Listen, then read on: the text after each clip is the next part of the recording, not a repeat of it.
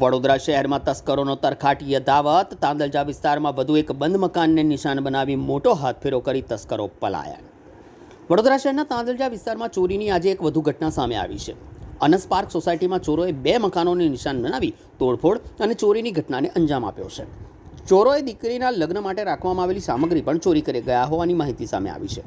અનસ park સોસાયટીમાં રાત્રિના સમયે ચોરો ત્રાટક્યા હતા. ચોરોએ 2 મકાનોને નિશાન બનાવી ચોરીની ઘટનાને અંજામ આપ્યો.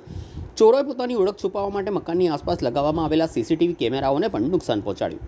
પ્રાથમિક અંદાજ મુજબ લાખો રૂપિયાની ચોરી થઈ હોવાની આશંકા વ્યક્ત કરાઈ છે.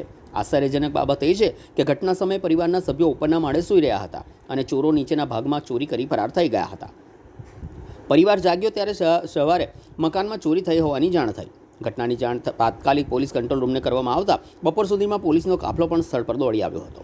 પોલીસે સ્થળ પરથી પુરાવા એકત્ર કરી સીસીટીવી અને અન્ય ટેકનિકલ આધારોના આધારે આગળની તપાસ શરૂ કરી છે.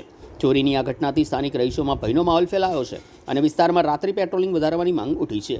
હાલ પોલીસે ગુનો નોંધી આગળની કાયદેસરની કાર્યવાહી હાથ ધરી છે. સાહેબ, અમે સવારમાં 8 વાગે ઉઠ્યા ત્યારે અમને ખબર પડી કે અમારા ઘરમાં ચોરી થઈ છે. તાળું તૂટેલું હતું, સાકલ તૂટેલી હતી, કેમેરા તૂટેલા હતા અને ઘરનું બધું સામાન વેરણછેરણ પડેલું હતું. હવે બધું આમ તેમ પડેલું હતું અને અમારા ઘરમાં તૂટેલું તાળું અને બાજુવાળાના ઘરમાં પણ તૂટેલું તાળું, એમાં પણ ઘણું બધું એમનું નુકસાન થયેલું છે. તિજોરીના બધા જ કપડાં એના બધું સામાન બહાર છે.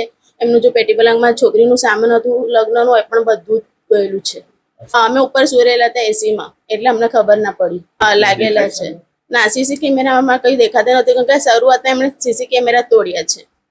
સવારમાં 8 વાગે ઉઠ્યા ને ત્યારે ખબર પડી. નીચે આવ્યા તો તાળું તૂટેલું હતું, સાકલ તૂટેલી હતી અને બધું સામાન વેરણછેરણ હતું. એમાં પણ બધું સામાન બહાર હતું, એમનું ઘરનું તિજોરીનું બધું સામાન. અમને એવું લાગે છે કે એમની પણ ઘણું બધું નુકસાન થયેલું છે. એ પણ બહારગામ ગયેલા હતા. એ ભાડુઆત રહે છે. કંટ્રોલ રૂમમાં મેં 100 નંબર ફોન કર્યું હતું. પછી જેપીમાંથી પોલીસ આવી હતી. એડવોકેટ સૈયદ સકીના.